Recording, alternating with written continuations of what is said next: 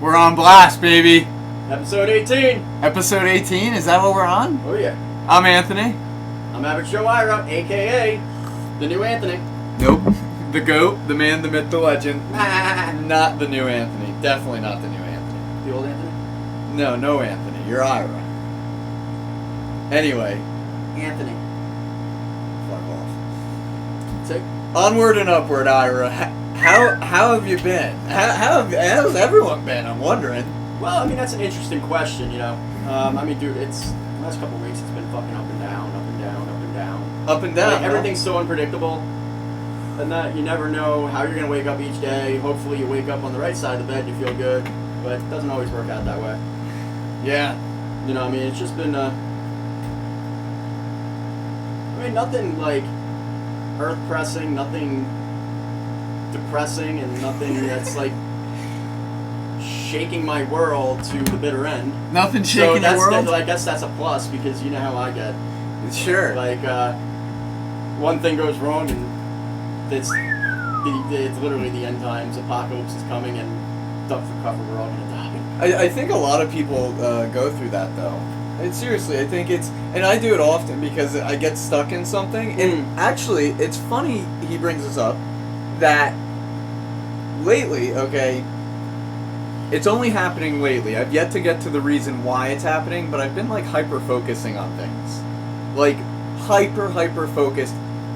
And I think it's happening because of the business and Whiteboard Worthy's launch. But, like, there's things that I'm, like, fixated on. Alright, so you're generally really interested in these things, correct?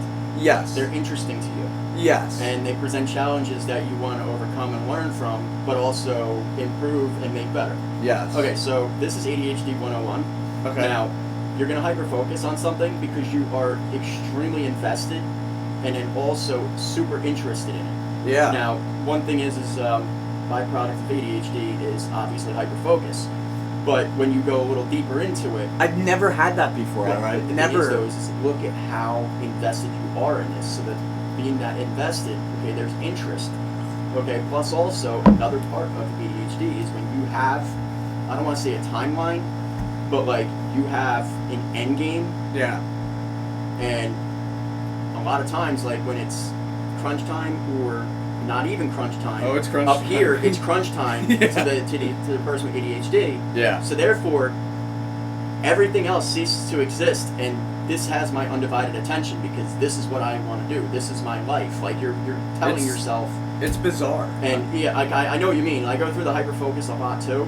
But one thing I've definitely been learning, like, because I've been learning a lot more about, ADHD. Yeah. And I'm learning more of that, symptoms that I have, or even tics or whatever you want to call them, and that. But in the process of the education of it, I'm learning a lot of things. And what you just brought up is a prime example of what I just literally recently just learned about it over the last couple of days. And I mean, dude. The thing is, though, is as much of a pain in the ass ADHD is, dude, it's a fucking gift as well. Oh, I wouldn't change it. I know younger. And I hear it with parents, oh, my kid can't focus. You watch these old videos from, like, the 50s, and it's, like, the kids bouncing around, and, like, and a lot of people look at it as a weakness. And growing up, I just assumed that it was a weakness. I didn't know enough about it growing up and being younger. I just knew that I was different from other kids because I couldn't focus. Right. I just couldn't. I was all over the map. I'm still all over the map. But I think it's my upper hand, dude. I think it's my edge. In a lot of ways, because when I say hyper-focused, I mean, I'm at the point where I'm not sleeping. Yeah, like, I'm there too. Like, I can't sleep, and when I do your go brain, your brain won't shut off. It's literally an overdrive. I know exactly what you're meaning. I'm asleep, and I'm, like... Still working. I'm still busy.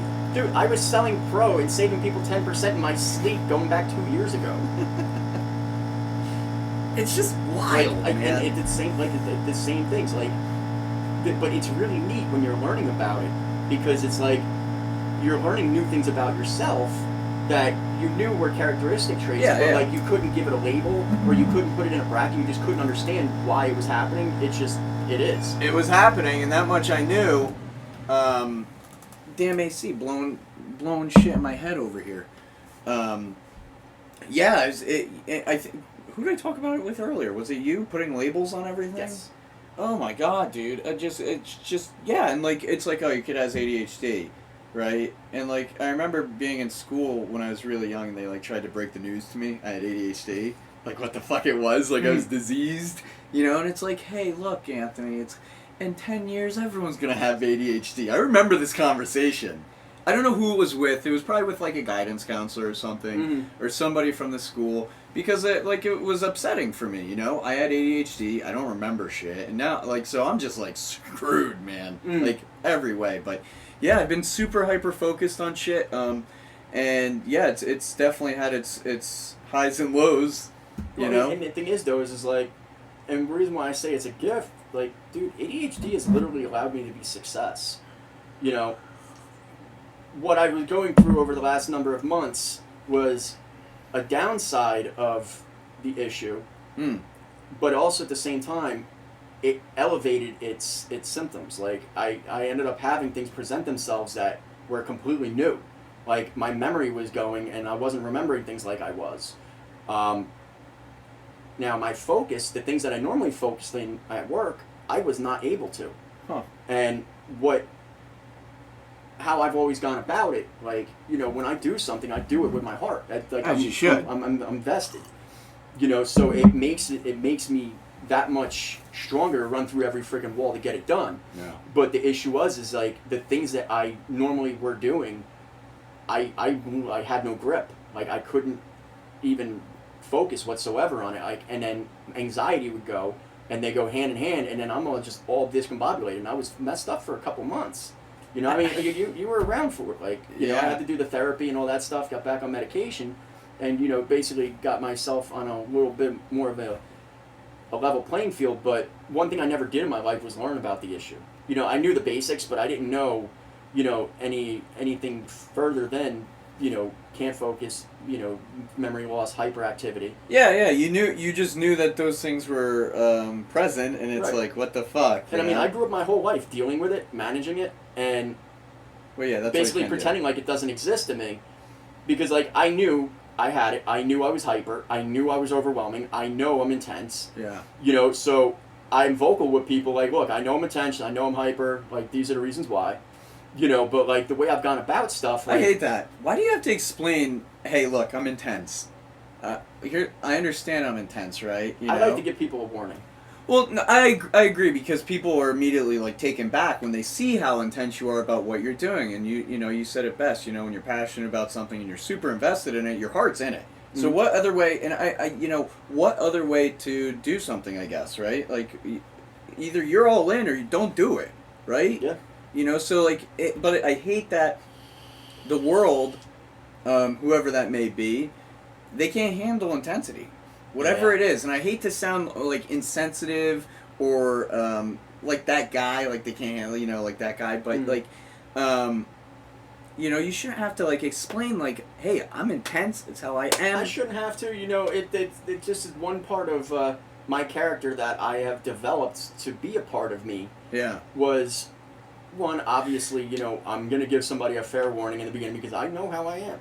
However, the other side of it, though, is a respect.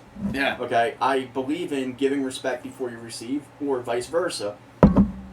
But also at the same time, I don't want somebody to have the wrong perception of me right from the bat. So if I have that little warning, all right, it basically braces them a little bit, but it allows them to adjust to me in a more positive way, because I took a moment to let them know, like, these are some things you can expect.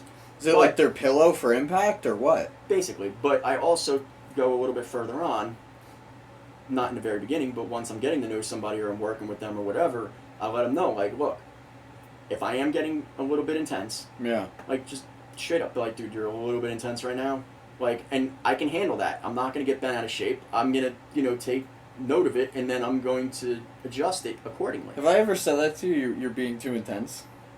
Will has many times. Yeah? All the time.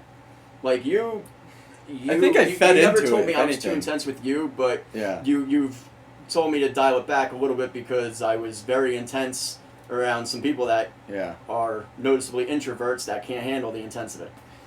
Anyway. And plus also you were developing me to utilize other aspects of my character at the time Yeah. instead of that intensity. Now you wanted me to do. Yeah, you need to know when to definitely dial back and flip the switch and know like, okay, I'm coming on Tuesday. And now look, I'll tell you, in the last couple of years, I've really thrown out the window people's perception of me. Something you mentioned, I really have.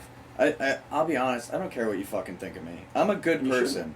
I pursue the things that I want. I take the risks that I want, and I chase the things that mean the most to me. And if it's one thing I will always do, take care of the people that are around me, right? It's the most that I can do, but I'm never going to fucking apologize for doing those things. And no one should. Yeah. No one should. Like, no one should ever have to apologize for being the way they are, unless they're, they got some things going on that they should be apologizing for. But see, one thing I definitely noticed is, when you have people that are so bent on what everybody else thinks of them. Yeah. One thing that comes to mind a lot is that they're more worried about what everybody thinks about them because they haven't really gotten in touch with themselves to really know themselves first and foremost. Like, you, for example, don't give a shit because you know you're a good person, you do X, Y, and Z. I could dig into that very statement all day, the first half of the statement. People not knowing themselves. Dude, I mean... I was a prime example of it for a long time. Yeah, and I worried about what people thought of me, even though I wasn't living, the best type of life at many times in my life. Sure, you were so conscious of what people thought of you, though. Right, but the thing is, though, is like, and prime example, when I was, strung out and I was a junkie, I knew everybody's perception was that I was just this dirtbag, junkie, gonna rip everybody off for their money to go get drugs. Yeah. But there was another aspect of me that, even though I am that person, I still am me too, with a good heart. And by knowing that, it kind of just deflected me even caring that what other people, everybody else's perception based on how I was living. Yeah. Because it really didn't change anything. It wasn't helping it wasn't hurting it. And... What a conversation, man. Yeah, I mean, and then, move forward to, the present. Yeah. I would like to think that, a lot of people have...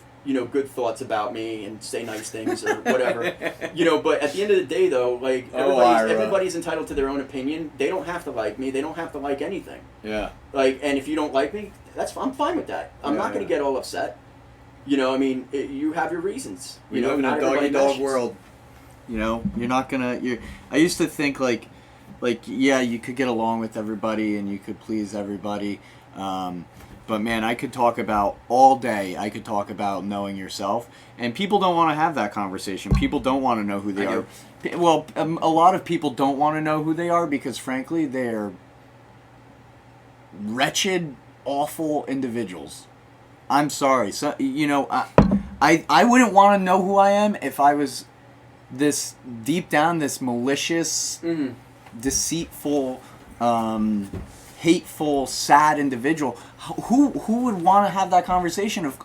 I would do anything not to talk about myself if that's who I was. I would do anything. I would divert you. I would gaslight you. I would do anything. Ira taught me the term gaslight. I did. I haven't been the same since. No, he hasn't.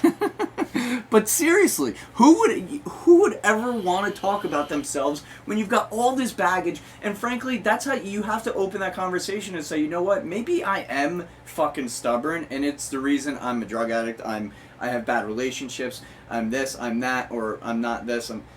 Don't worry about my socks, bro. It's all I had. Okay. I was looking at my socks now. I didn't even get to tell you my good news I never today. even knew this. This is new information. They came in my pro box, bro. I'm processing this. This is major. GNC socks. Something I don't even have. You want me to take them off my fucking feet? They're your socks.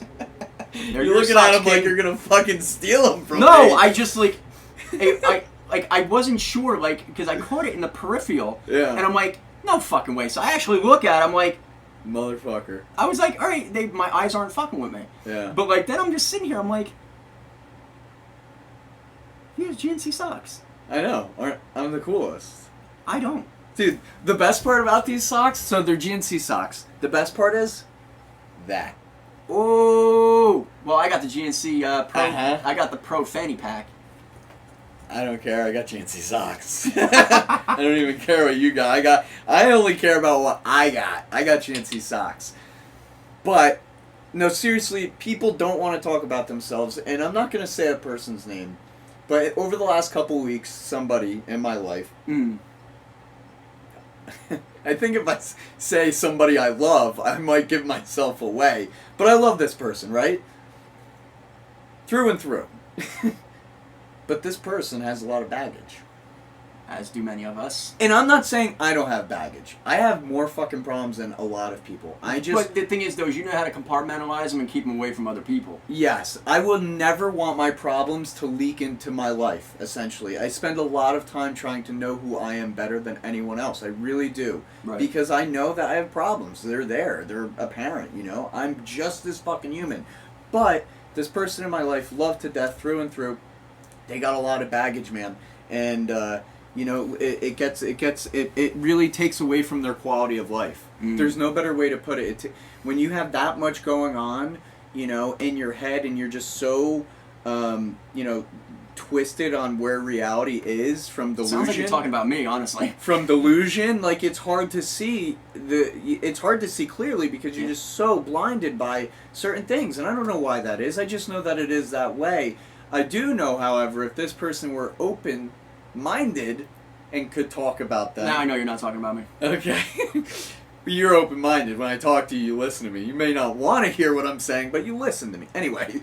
Well, I mean, you are the godfather and the boss, so... If they were open-minded, which I think is single-handedly one of the best skills you can have, this person, I think, could really change their life, and they could really go a direction that would just be really just. So do you feel, all right, because there is an emotional investment to this person. Yeah. You know, you pointed out there you love this person. Oh, through and through. You know, so do you think it would have any type of impact to bring this to their attention, but also teach them how to utilize that tool and to become that? I want to say yeah. And 2 years ago, Anthony from 2 years ago would have said, oh yeah, I already had the conversation, don't even worry. But Anthony today knows that life has to do what it's got to do. And people hate me because for those reasons, I'm not emotionally invested on how a person lives their life. I'm invested in you, but if you want to go do certain things, I love you, Ira, but let's use our brain, right? Stick and move kind of thing, man. Life, you know? But you have to, things have to unfold naturally as they should, right? I'm a control freak by nature, I do. Yeah. I'm a control freak by nature. And a germaphobe. So for the last 2 years, what did I do? I spent a lot of time trying to see, hey, okay, you're a control freak. Yeah, things are meant to be a certain way in your life. And certain things are still that way, but I try so hard to make sure you don't control everything. People, one of them. Taught yourself how to just let go. Dude, after my relationship with Danielle, I thought if I could think it, I could make her follow through with it, right? I thought if I said, Danielle, you could do it, you could do it, you could do it, you know, or you can't do it, you can't do it. I thought that's what would happen. But life had to run its course, bro. And it did, and I learned so much about myself by letting people do what they have to do. You know, even if it's bad for them. I hate to see you sink, but... And you want to know what? I can actually relate a lot more to that now because, you know, I spent a good portion of my time trying to control things, people. Of course. And I still have that tendency sometimes, but I usually end up getting that light bulb. And it's like, dude, let the cards fall where they may. Yeah. Because the thing is, though, is like, one, it's not your place. Yeah. And then two, what you're trying to do is enforce your opinion and views and beliefs based on a perception to change them for your own need. That's the wrong reason to help anybody change. You know how you can derail your life real quick? Try to impose your own will on someone else's life, and you will see that it doesn't matter how much you want it, it's just not going to always happen the way you want it, bro. And it's not supposed to, you know? It's like, I see on TikTok all the time, which is the best, you know, I follow, like, my TikTok page is composed of, like, a lot of, like, motivational shit, right? Okay. So, like, you know, I got a couple girls on there, and then I got some motivational stuff, and then I'll have, like, some car stuff, but, like, that's it. But, like, I see on TikTok all the time, like, you know, fucking people, shit, I'm losing my thought. Son of a bitch. Hate when this fucking happens. People trying to control things. No, TikTok. I lost the thought. But it was something on TikTok, dude. What the fuck were we talking about? Basically giving up control instead of trying to control everything. Oh, yes. Thank you, Ira. When a relationship doesn't work out, people are on TikTok, whether they be crying or it's like, you know, what's one quote from your life that you wish you heard or something, and it's like, it has something to do with their ex, and it's like, why are you hung up on your ex? Like, why are you gonna let it debilitate you? Literally. Like, if they broke up with you, they're moving on. Like that should be an example. Just let be what's gonna be. Yeah. It didn't work out. Now you have a new chapter. Like, all right, things are gonna be different. You know, you're gonna have to learn some new things, or you might have to sacrifice. But at the end of the day, it's going to happen regardless. Anyway, about relationships, I've got some tea for you, as the kids call it. I've got some tea for Ira and the On Blast podcast. Now, so Anthony's getting married. I'm not kidding. Whoa. He's having tiny Tonys. That escalated quickly. Yeah, that's because I'm here. So, if for anyone that has watched prior episodes, if I didn't tell you this story, I'd be blown away. But at my favorite cafe a few weeks back, maybe longer, I asked this girl out, and her boyfriend was there. Ah, I remember this. It was essentially the most embarrassing thing of my life. Like, easily the most embarrassing fucking thing of my life. I'd have to disagree. No, about the embarrassing part. I've never been embarrassed like this, ever. But how could I have known? I didn't know it was her That's boyfriend. why you shouldn't be embarrassed, dude. Anyway, I was embarrassed. It takes balls. I know. I've never been this compelled to an individual to say, like, let me ask him out. You know, like, usually, like, yeah, you know, I'm a single guy. You know, you're on Tinder or Facebook or whatever the fuck you're doing. You know, I'm a single guy, as I should. But, so, that was the worst day of my life, right? Of whenever that was. But in the last week, there's been some developing news. Okay, I'm all yours. Deaf ones and all. Now, I go to my cafe. I can't disclose the cafe because, you know, I don't need any squatters there. $300, I'll disclose the location. I know it very well. So, you go to my cafe and I ordered my same thing as always, you know, and this girl looks at me and she goes, "Hey." I was like, "Whoa, hey!" I was like, "Why are you talking to me?" Like, no one talks to me when I come in here. That's how I feel in the gym. I purposely don't want to talk to people, honestly. It's me. Yeah. It's me. It's no one else. It's me. I don't look very talkative. I don't look friendly. But if you get me talking, you'll soon find out I don't shut up. You're there for a purpose. Yes. So, I go there to work. I drink my coffee. So she goes, "Hey, you know, this was one of these things I was fixated on this week.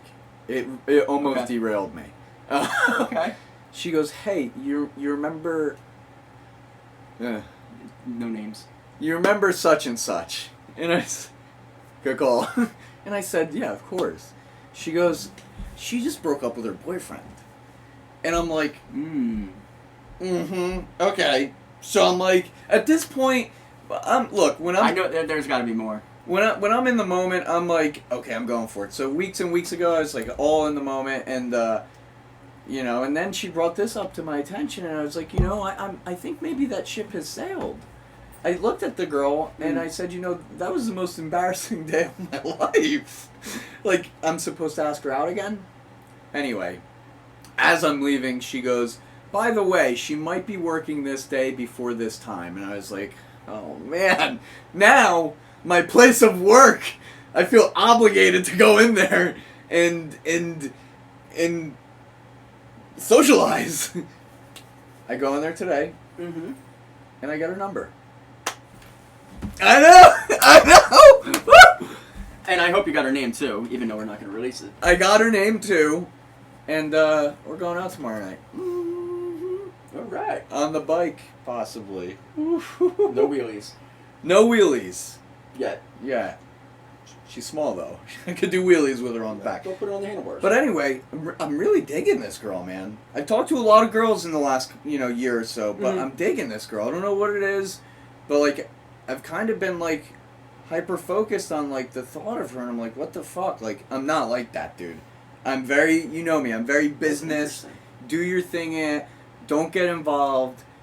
That's me. Hands off. Like, do your thing. But like, I'm kind of into her, bro. Okay, then let be what's gonna be. Like, I don't know. Compartmentalize it so much as I'm hyper focusing on it. The thing is, though, is enjoy what you're feeling because she's bringing endorphins that other ones were not releasing. Yeah, so that was part of the week. It was funny because I had a meeting at the cafe that day that her friend said something to me. So before the meeting, that's when she said, "Hey, such and such just broke up with such and so, whatever."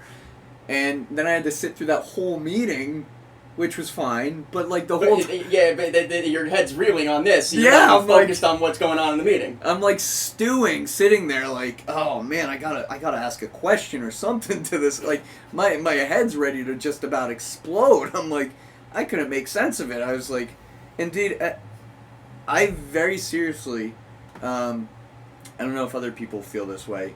I don't ever really feel the world, and I don't know if this is like a victim mentality or anything, so hopefully no one takes this the wrong way. But I don't feel like the world comes to me sometimes. I feel like I have to go get it. So when I was getting... Well, I mean, that's basically everybody. Yeah? If you want anything, you gotta go get it. Because the thing is, though, is if you're gonna sit here and wait for a handout, you're just gonna be waiting. Dude, I was flabbergasted. I was stunned. I was like, holy shit.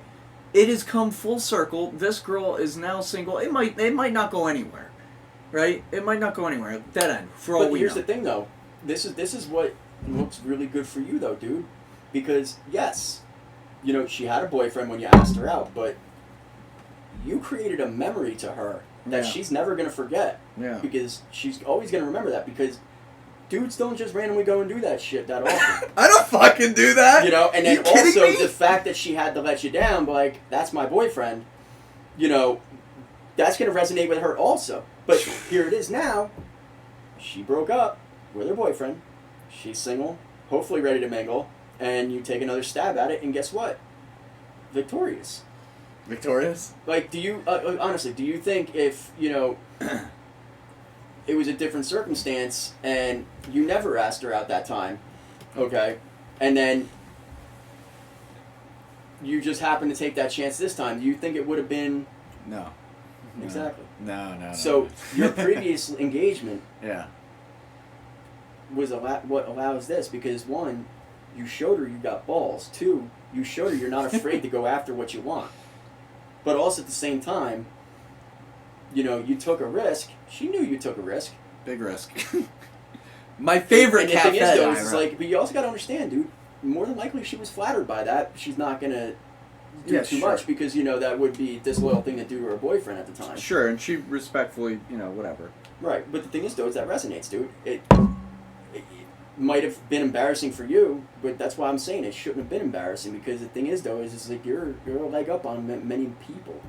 Yeah, I always just try to do things differently. If it's one thing, moving on from that, you have to do things differently, dude. You have to, if you want people to remember you, you have to be willing to do what other people don't do. Yeah. And aside from me being like really into this girl, like I think she's super pretty. She's really nice to me. Like she's so nice to me when she talks. I'm like, it's like talking to David. It's just like, dude, it's like I'm in love. Yes. Like that's how every conversation goes with David. I swear to God, it's just like, and I just sit there and like, I see his mouth is moving, but I don't hear a fucking thing. It's all razzle dazzle. But anyway, you gotta do shit that makes people remember you in a positive way. And it's fucking corny. People don't want to do positive shit, man. They think it's for the birds. I don't know why. But the thing is, though, is like those people that think the shit's for the birds, they don't know any better. Yeah. They haven't experienced, you know, they've experienced. Actually, what was about to come out of my mouth would have been a rough judgment. Sure. That. Sure. I'm trying to, you know, stay away from letting those parts of character surface again, you know, because I work very hard to, you know, not be judgmental, but be more... we all suffer from it, dude. Accepting. And then just, you know, let be what's going to be. You know, everybody is their own person, their own character. Which is really cool. And my opinion, like... Well, at least on the podcast, your opinion matters. Well, but outside I wasn't of going to the say my podcast, opinion doesn't matter, but the reality is my opinion of a judgment to them holds no validity because... Well said. You know, like, it really doesn't. Well said. And that, but... I can appreciate that. So, what I've noticed, a lot of people wait for things to be handed to them. Yeah. And that, so those people generally are going to be miserable most of the time because, you know, they're waiting for the little scraps or crumbs to come, and then when they get them, you know, they're king shit because, you know, they got their hand out. But the thing is, though, is like, when you earn something and you work towards something, it's that much more fruitful, but too, it makes you much more grateful for what you've got. Because you worked hard to get it. You put in the effort. You took the risk. Yeah. You put in the work. A lot of people can't say, you know, they put in that work, man. And that's why I said, like, you know, I don't want to sound like, you know, we were talking before we even started. We were talking about entitlement. Oh man. Yeah, entitlement, and just, I guess we could have probably talked about that all in a I mean, look, and here's the thing. I find it fascinating because, like, when you have people with these extreme entitlement attitudes and behaviors... I told you before this, I'm entitled. I'm just as much at fault. And what I said to you before was, if you work this hard, a great example is you got out of prison. We talked about it before. Mm-hmm. You worked this hard to get to this point, and then someone comes along to chip you down to size. Aren't you going to be entitled? Shouldn't you be entitled? Absolutely. Shouldn't you? If you just spent fucking, not even just your time out, if you just spent fucking 15, 20 years... Well, I have dual answer to that. Sure, so keep those answers. If you spent 15, 20 years, which is only the first half of this story, and then you spent the next couple years keeping your life together, shouldn't you be entitled? Shouldn't you? To a point, yes. But without going into the long, drawn-out explanation like I tend to do sometimes, I'll keep it short and we love you simple. for that. But, you know, that's absolutely right. However, the other side of it, though, is if you project the entitlement, you might not be able to learn something from what somebody's saying to you. Because the entitled people that... I do a very hard job to not let my entitlement show. But the point I'm making, though, is like when the entitlement comes out, yeah, the ears close. Oh, yeah. So you're not receptive to anything anymore. I know. And so if somebody's trying to teach you something or give you some advice or just a pat on the back or whatever it is, yeah, if the entitlement is there, the message is more than likely going to be diluted. If it's received at all. Yeah. Like, and that's where I try really hard to try my best to keep, like, you know, entitlement behaviors and attitudes, like, far and free from me. Yeah. Because I don't want to miss something. Because the thing is, though, is like, everybody has something to offer. Even the least educated person on the planet can teach me something. You know, and you just need to know to listen, pay attention. And I've learned so many things in the last 3 years that, you know, people were, most of the time, would get, like, defensive how conversations came up because, you know, this is somebody telling you something that's wrong with your world. And How are you going to tell me something's I wrong? created this. How are Yeah. you going to tell me about it? Sure. Now, that's usually what the first thought process is going to be. It's easy to think that. The flip side to that is, what brings you to that? You know, what is What bringing led to- you there? Yeah. What's leading you here? Yeah. So now I'm going to listen because you got my interest. Because Yeah. I want to see how you got this perception. Yeah, now I need to know what kind of psycho you are that you think you can draw up something about me. And that's now I listen. And Yeah. a lot of times it turns into a healthy conversation, sometimes a healthy debate, you know, and two people learn from each other. Yeah. But what I like the most about that is basically, you know, keeping the open mind, absorbing new information, because somebody is noticing something and they're giving you their opinion. And that, so, one, obviously you're going to have to fact check the opinion, see if it holds any weight with you. Mm. And if it does, and there's factual basis behind it, okay, now is that something you want to be a party of in your life? And if it is, all right, cool. But if it's something that you do not want to be a part of, but this is what you're projecting, now somebody puts you on about it, now you can formulate a plan like, I don't want this to be me, so I'm going to eradicate that from my life. And these are the steps I'm going to take to do this. I think really everyone could learn a thing or two from just what you just said. What? I think it's really revealing, because Is this the methodical thing that you always refer to with me? no, this isn't the I mean, yeah, it's methodical what you just laid out for us essentially, but moreover, you know, we're talking about entitlement, man. I literally just gave you all the reasons to feel entitled, and you did not feel entitled. You sat there and said you need to have an open mind, and that is literally the most incredible thing I've ever seen. What do you mean? Because when you work hard, Wait, you were setting me up? yes, I set you up. Sorry. Did I win? Yeah, you definitely won. Oh, all right, great. I was looking for more of like the entitlement reaction, which is easy to feel because it fuels our little ego flower, right? It makes us feel big because we worked hard and now we deserve this and we earned this, and it's so easy to feel like that. And I see, you know, I guess it's maybe a generational thing. I'm seeing it with millennials, like, I earned this. And I do it, dude. I do it. That's why I know it so well. I'm acutely aware of One it. thing is though, is that I do need to, and I'm big on honesty, you know, like, yes, you're correct in what we're going. Don't take away from yourself, Ira. But I was going the thing is, somewhere though, good with that. I do have my moments in entitlement where I have my little bitch fits. But that wasn't one of them. I gave you the perfect opportunity to have those little that like, moment. I have my and bitch fits and when you I'm didn't. frustrated. And you didn't. You said, and I like to put it this way because I do it a lot for Whiteboard Worthy. I think it's critical that you can understand another individual's interpretation of the world. Okay?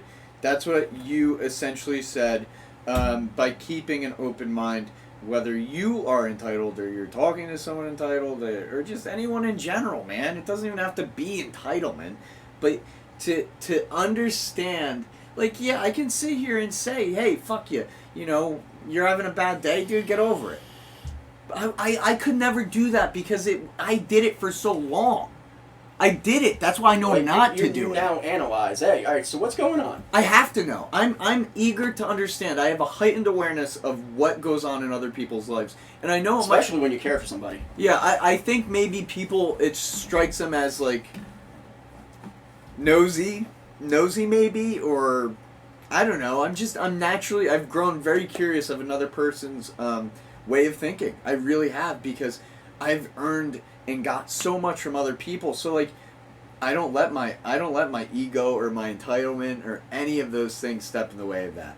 Yeah, I feel certain entitlements because I've worked hard for certain things. So yeah, I feel a certain way about certain things, but I am more than open, whether you're right or you're wrong, to hear your side of things. I'm always, and that is, it's so fucking weird. I just read about this in my journal.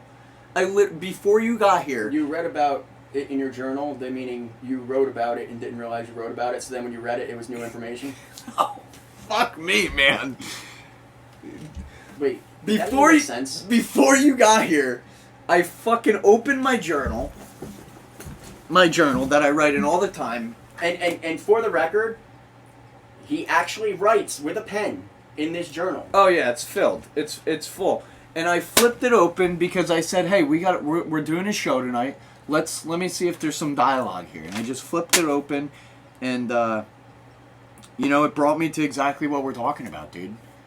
Being open to another person's like idea of the world, and not being like this fucking animal of whatever, and just it's just bizarre, man. It's bizarre how the world always comes full circle.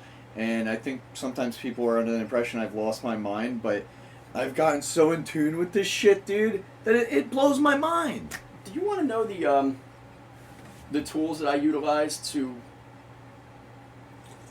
basically not have that sense of entitlement? Sure. Because this actually started when I was in prison. I said it to you, dude. I said, this didn't start when you got out, the working hard, and I earned this. I said, this started while you were in prison. I'm working hard to get out of this. So I agree. The thing is, though, is where I was at. Okay? 1, gang affiliated. 2, you're surrounded by numerous individuals, of the same banner. Okay. And so basically, the viewpoints, rules, regulations, all that need to be aligned across everybody. And one thing that is very prevalent, okay, everybody is worrying about what everybody else is doing. All right? And I mean, they are so far packed up everybody else's ass. Is that happening in your life today? I'm talking about this is in prison. Yeah, but I'm saying, do you still see the similarities being out of prison now in everyday life? I can see the similarities, but it's not an effect of my life at this point. Okay. So, with being affiliated and all that, a lot of times it would end up being like for lack of a better term, like a fashion show. Okay. Like, we're on stage. Pretty much, like, yeah, whatever anybody else was doing. And you have the people at the top, the most entitled motherfuckers ever. Sure. And you can't get a word in edgewise. Nothing you say. Anything. Like, nothing. Like, basically... it's squat. And so, a lot of these individuals went home, came back, went home, came back. And when they come back, they're like, bro, what happened? Why'd you come back? Dude, I never left. I'm still here doing the same bit. Yeah. Why the hell am I seeing you for the 3rd time? Ugh. So listening to their dumbass answers and that going back to doing the same shit that they did that got them in there in the first place. Yeah. So then I chop them down to size. So here you are, big homie. Supposed to be leading it by an example. You go out and you get caught with 1 bag of heroin on the corner in your pocket. Yeah. So what happened to this Don Juan, untouchable super gangster that you just happened to get caught with 1 singular bag of dope that you were going to sell? What are you even doing touching anything? You're supposed to be this super OG that doesn't need to touch any of this, get his hands dirty, or put in any work anymore because you are that entitled. Yeah. But yet here you are back in the same place. See where entitlement got him? That basically chews you up and spits you out only to bring you right back. Yeah. And so here you are back in here with the same attitude, the same mindset, but you went out there and did the complete opposite of who you said you were. Mm-hmm. That was a real big eye opener. So then once I started putting in the necessary work with myself, I did not want to be one of those entitled people, because the thing is, though, is when you're that entitled, you can't learn anything. And when somebody's trying to teach you something... people don't like you either. Yeah. People just don't like you. And so I didn't want that to be me. And like, just by, exercising good behavior and good proper manners, even in a hostile environment, it keeps you basically aligned. Yeah. It keeps you from getting a big head. But the other side of it, though, is like the perception that everybody is so worried about what others think of them. Like, in that setting, it is so bad because you literally have to fit in these guidelines. Because if you're even remotely off on any of them, you can potentially get outcasted and turned into something that you didn't want to be. Yeah. You know, and it's the craziest thing. And like, this is one thing I'm going to point out. You know, obviously, you know, homosexuality does, you know, play a big part in the prison system. But in a lot of the popular views and beliefs, that is the most taboo thing you can be or do. So here you have a lot of people faking who they are, putting their own sexuality aside for their own safety, or putting it aside because they want to impress other people. That took a turn. Like, and they want to impress other people. But the thing is, though, is it's like they're denying their nature to become somebody that they're not. Survival, bro. To be around people that are entitled, but really that entitlement is an illusion. You know, I heard it recently. People, you know, I hear it a lot with like Gary V. You know Gary V? No. Gary Vaynerchuk. So most people probably know Gary Vaynerchuk, or maybe don't. Look him up, Ira. Great dude, mind over matter kind of guy. But he says all you fucking assholes are out there buying all this stupid shit you don't want to impress the people you don't like. You're working at a job you fucking hate. I know this quote. And you're miserable. And you can't figure out why you're miserable. Dude, like... Yeah. What? Put a gun to my head. Jesus. What? Like, you can't live that life of being entitled in any way, and it's just it's a mess, man. But Gary V, he nails it when he talks about shit. Well, I mean, what you just put out there, it's such a true analogy and look from the outside in.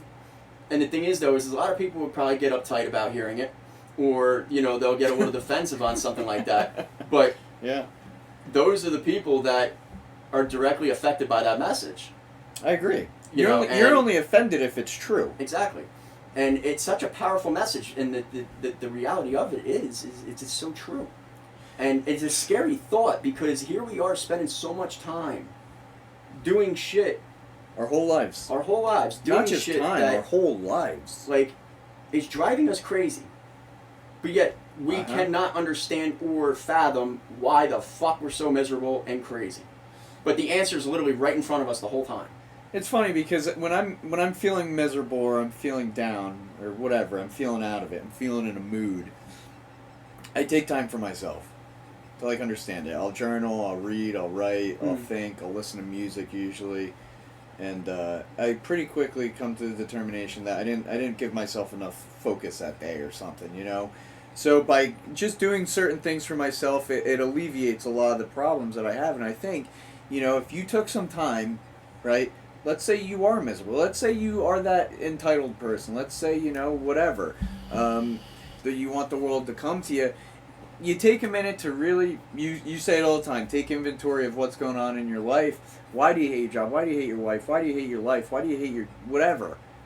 You know, and say like, yo, I need to start doing something for myself. You're going to see how drastically things change for you on a really deep level. I know because I did it. The thing is, though, is if we're going to do that deep look and make a drastic change, dude, you got to be ready for it, because because a lot of times, and I look, I've done this, like, where I took a good look and didn't like what I saw, but then I thought about what it's going to take to get out of that, and it just, the timing wasn't right. Like, I wasn't ready, you know. I didn't feel that I had the power to commit to something that deep, that big. I agree. And so if that was going on with me, I can only imagine how many other people that goes on with. Especially like when people, like when they're miserable with their life and they can identify why they're miserable and they want to change that thing, but the fear of the unknown is so crippling in a point where they just stay stuck because... Paralysis by analysis. Yeah. It's and I'm guilty of that. well, I think we all are, but dude, you couldn't have nailed it any better. I mean, you talk about the dark side of things is, people are entitled. People have some really, really frightening baggage that they carry with them. We all do, dude. I have things that I probably would never talk about. There's things I'm sure you would never talk about, and that's just that, and that's just fine. That's just fine. But you do look at... Well, the things that I thought I would never talk about, I have started talking about. Well, and that's good. But the other side is just that. Changing, turning the page, right? Mm-hmm. You know the work isn't working, the job's not working, the relationship's not working, your way of thinking's not working. You have to actually take that chance on yourself. I used to write it in my journal all the time when I started going through a divorce and the job and the living in a shed and dude, I haven't had an on the books job. You say a shed, like, dude, this is a fucking palace. Yeah, well, but I played a lot of head games. I still do, because I'm the only one that polices me in a day. Okay. No one tells me what to do. I don't have a boss. I don't have a wife. I got a mom, which is plenty. But, well, I mean, I've got the boss, I got the wife, now I got the mom. Well, yeah, but, again, okay. But, I used to write in my journal a lot, because it was all so new and I didn't know what was going to happen from one day to the next. I could show you pages and pages of this same statement. Mm-hmm. Give yourself a chance, I would write. I always wrote, give yourself a chance. I had to convince myself to do it, because I didn't know how else to get by. I had no fucking idea. That's such an impactful message, and it can go so far, wide, and deep, dude. Yeah. Like, guys, like, seriously, really think about that. Yeah. When you're faced with a tough decision, or you're faced with something, bring back a memory of something where you had to, really make a change, or not even make a big change, but just change something different out of the ordinary. Your normal thoughts you're gonna start weighing things out. But you look yourself in the mirror and say, just give yourself a chance. Imagine what that one statement could very much do, to your thought process at that moment. It's such a powerful statement. Give yourself a chance. Because here's the thing. We spend so much of our lives taking chances away because we don't know what's in front of us. Yeah. So we never know what's going to happen or what could have occurred. But if you sit here and tell yourself, give yourself a chance, you're validating yourself, like, I should take this risk, I should try this. And then as you go on with life and you go by that mantra, things become much more fruitful. You could find better happiness. You could find more parts of your character, your being. Just so much can come from that, but it all starts with one sentence. Give yourself a chance. Yeah. Ira, I think it's very simple, but that statement alone, dude, there were some dark fucking days. There were, and I'm not a dark individual, but I was going through some things that no one knew about. You were going through some dark shit. Yeah, no one knew about and no one cared about, because we get it. We're all worried about ourselves. It's really hard, and I've been lucky. I've surrounded myself to this day with some incredible people that will truly put me before themselves, which is incredible because I would do the same for them, right? And which you have. Yeah, but I told myself all the time, dude, because I was trying to get to something that I didn't know anything about. I do it every day, and I had to give because I was so quick to say this isn't going to work. I would say I have to give myself a chance and just see if it's possible. Just take a chance, just do it. When you take the chance, you open the door of possibilities, but you shut down the chance. There's no possibilities because you went the other way.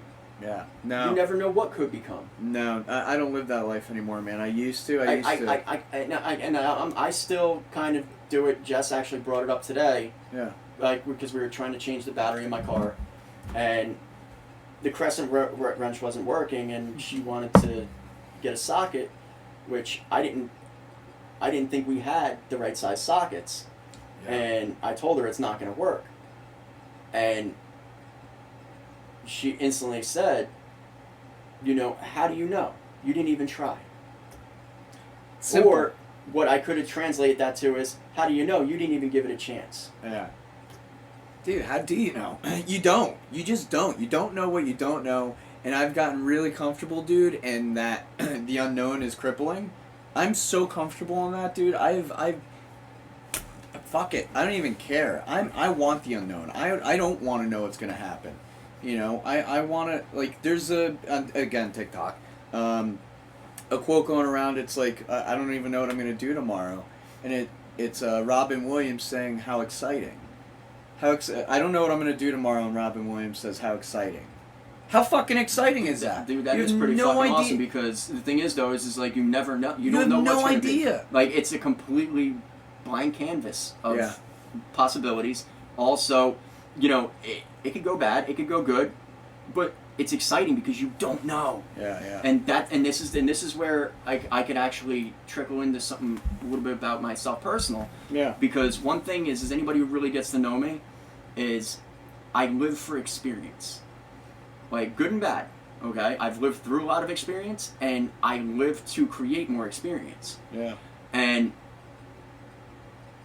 like, how we get there is by walking through. Mm-hmm. You know, and when I hear a statement like that, you know, how exciting. Like, that excites me because it's like, you don't know. Yeah, you just don't know, but it's a new experience each and every single day. Yeah, it's like, it's not, you're locked in fucking 23 and 1. Yeah. Fucking waiting and hoping to get a shower, to get on the phone. You know what tomorrow has in store. Exactly. So the thing is, though, is like, the fact that I don't fucking know what's gonna happen each day, that's exciting, dude. Yeah, good or bad.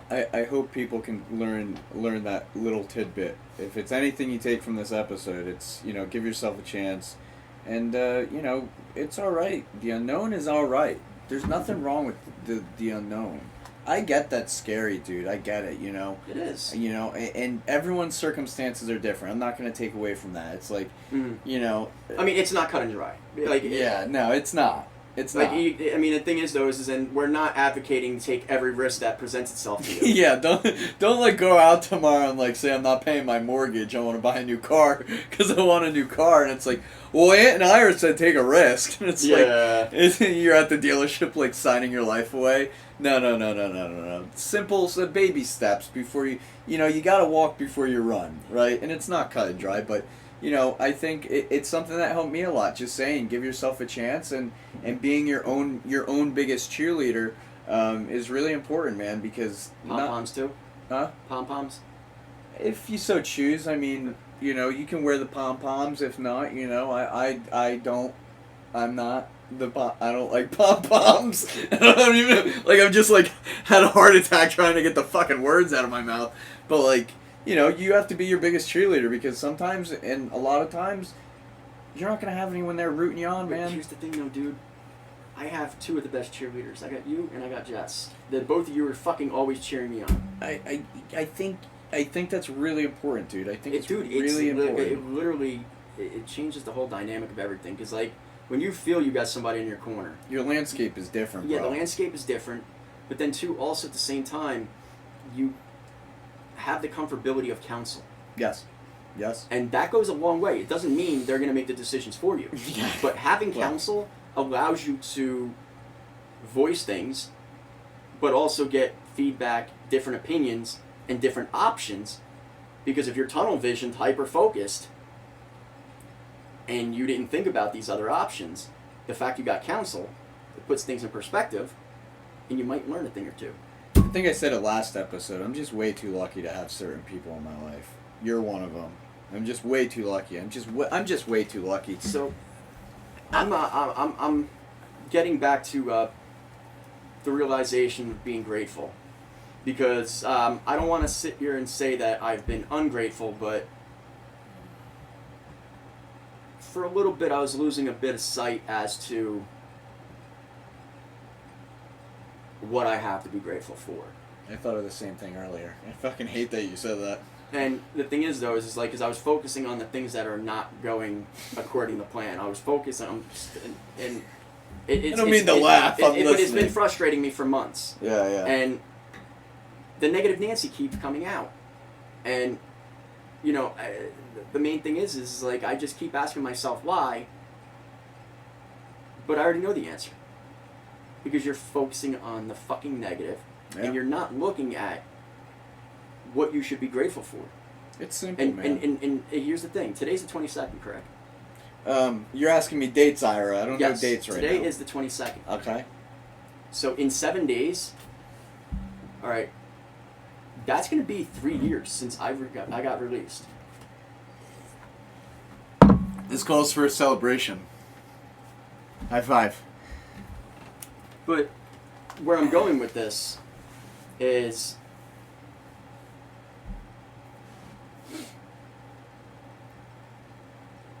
the fact that I've been focusing on negatives, I forgot where I came from. Because all the hard work I put inside was preparation for the moment I walk out of those doors.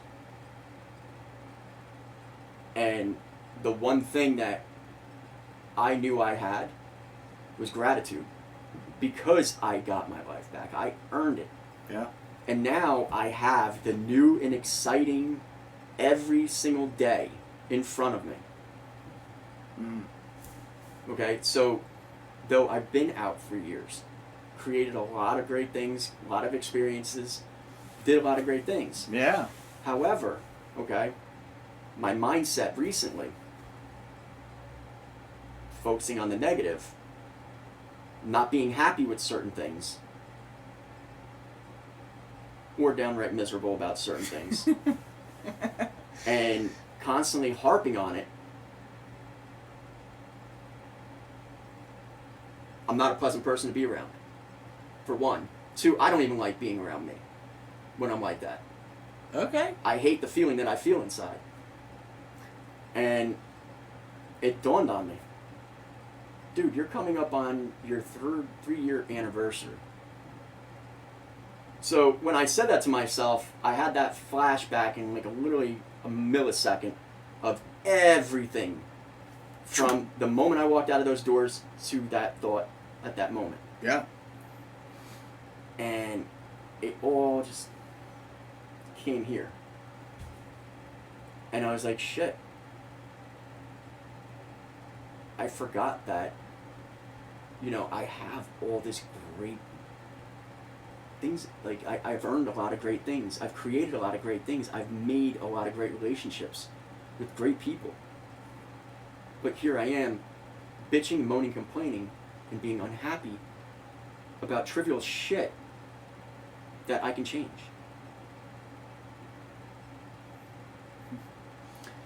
So now, here I am, about to celebrate my 3 years out. What are we doing?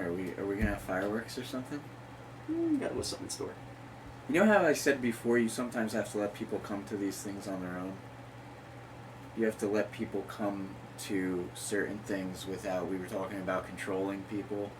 And sometimes you have to just take your hands off and let things happen naturally. Kick them out of the nest and hope they fly. Kick them out of the nest and hope they fly.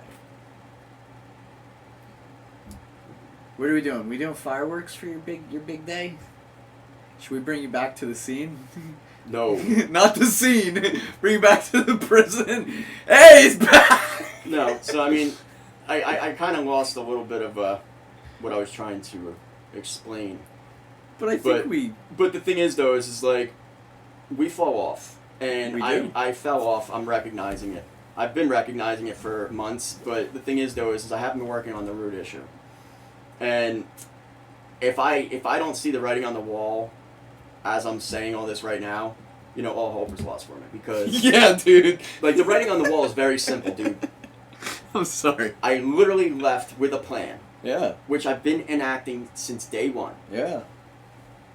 And literally everything has fallen just about into my favor. You still... Even though I wasn't happy with certain outcomes and certain things, that's fucking life. There are going to be humps and hurdles. There's going to be things that are challenging. There's going to be things where you don't get your fucking way. Yeah. That's life. Yeah. But nothing's going to change the fact that since getting out, I created a fucking awesome career. Yes, you have. I was able to purchase myself my own vehicle and get my license back. You got a car and a license. Okay. Aside of that, dude, I got some really awesome clothes. I have I've been able to create a solid identity for myself that I'm comfortable with, where I'm not faking who I am or pretending to be something I'm not. You know, I'm happy you're grateful for your clothes, because I still shop at Plato's Closet, bro. So do I. I just got this outfit at Plato's Closet. We're doing a Hawaiian theme, guys. Did you notice? You know, the On Blast podcast requested that we dress Hawaiian-like today, so, you know, we follow suit. Yep. We don't ask questions. We just do as we're told, and that's it. Yep. So, back to the point. Yes. And so, you know, aside of those things, you know, I have a roof over my head. I have food in my belly numerous times a day. Yes, you are. Okay? Fat. I have a best friend that loves me dearly, which it took a lot of finessing to bring this relationship into fruition. My finessing. You know, I have everything I want in a significant other. I have 2 beautiful children. I have 6 retarded, crazy, awesome ferrets. You know, like, I have a father that's proud of me. You know, because for so long, what was he proud of? Now, he has something to hang his hat on. You know, and that's just a little bit of what I was able to create since. Oh, you didn't even scratch the surface. But here's the thing, though. I haven't gotten one speeding ticket. Again. I haven't been pulled over by a cop. Yeah. I haven't had an altercation with a cop. Yeah. Also, old friends, like, you know, places, things, all that shit, I never went back to any of that. Yeah. I don't even have, you know, the thought to even, you know, fuck it, I'm just going to go do that. And I'm going to hang out with these people. Like, everything that I wanted to not be, I am now. And so, who the fuck am I to get bent out of shape because something is not going my way, or thing isn't working exactly as planned? Who the fuck am I to get mad about that? Because the thing is, though, is everything I've been doing to this point has been about adapting. Yeah. Adapting, learning, and moving through. Yeah. So now, here I am staying stuck, unhappy with certain shit. Whose fault is that? Mine. Hey, bro, you own your shit. Right, but that's my fault. Yeah. Because, 1, I created it.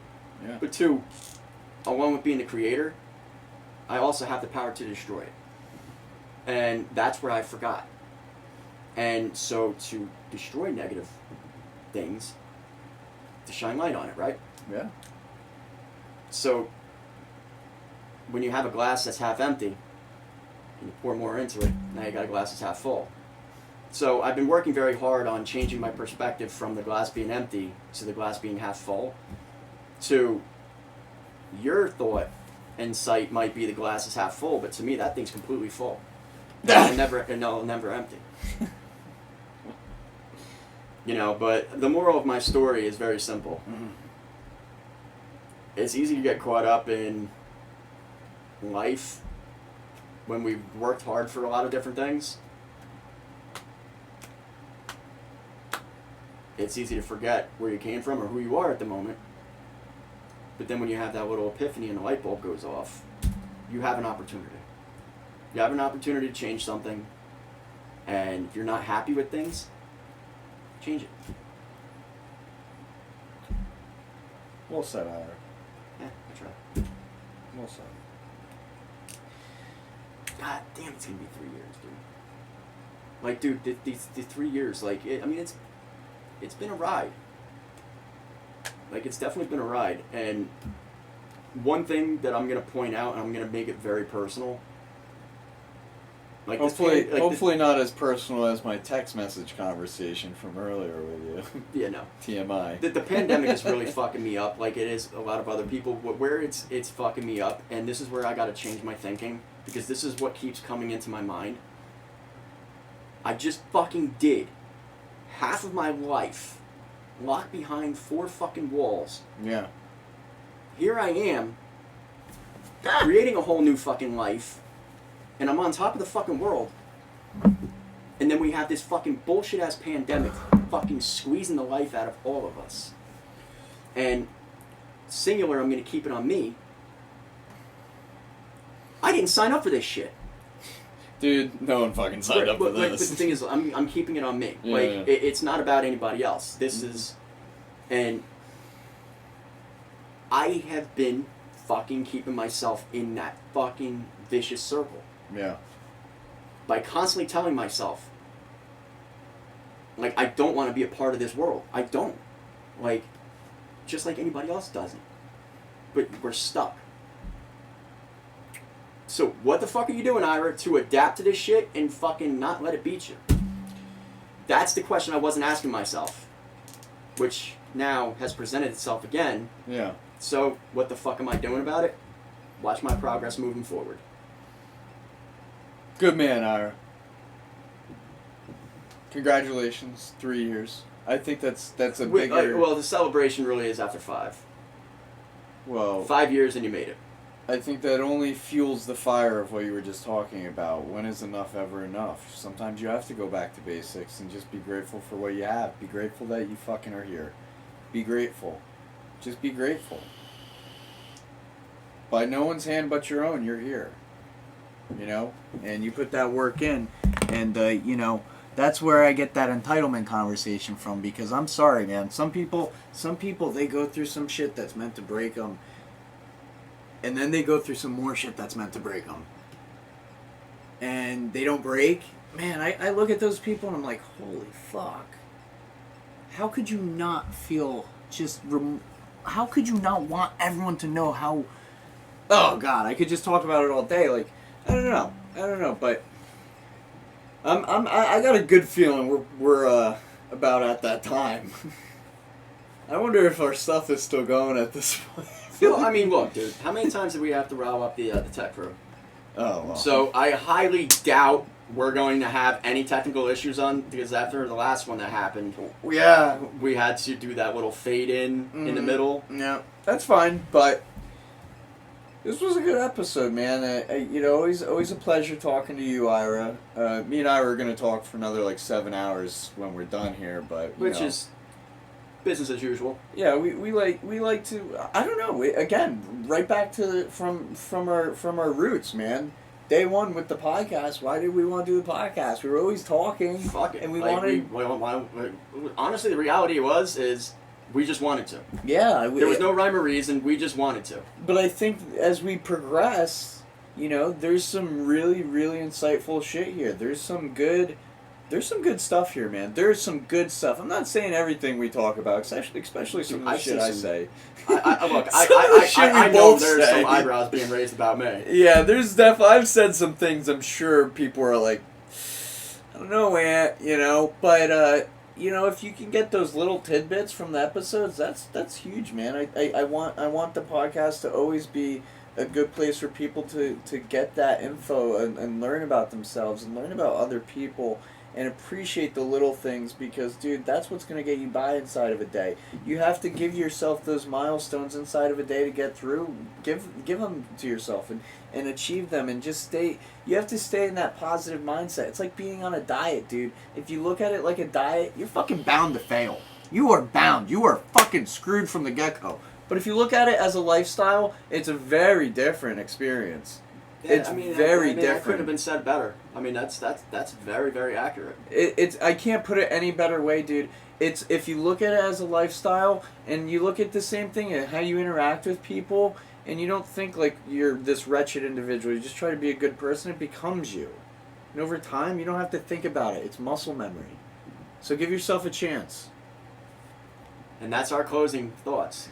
Give yourself a chance. Episode 18 in the books. And if you guys haven't done by now, make sure you subscribe to the podcast. Subscribe, yes.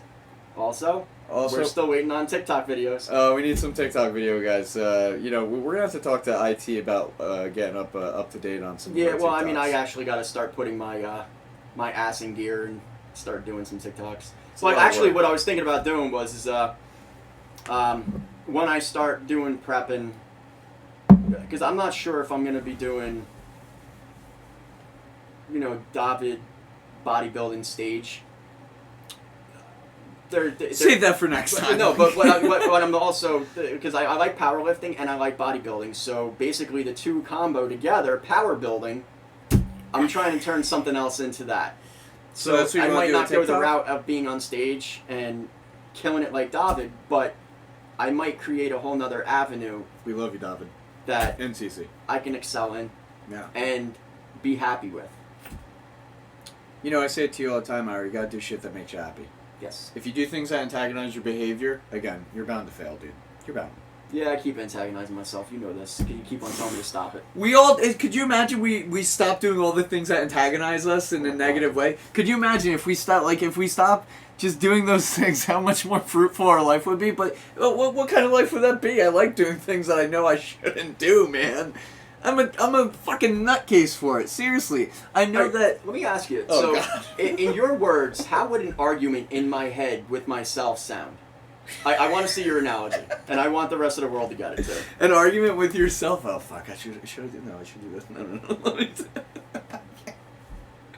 me Come on, you know me better than almost anybody. I couldn't tell you, Ira. I don't know what goes through your head, man. I see what comes out of your out of your head. That's fucking scary. I Isn't it? see what comes out, so I can only imagine what is cycled through the filters of your brain, because I know there's something in you that wants to come out.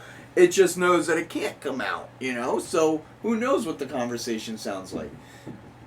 I imagine it's like that SpongeBob episode where he's looking for the Krusty Krab recipe, and he's going through the files in his head, and there's 4,000 SpongeBobs, and files are on fire and everything. I'll add a clip into the podcast for you.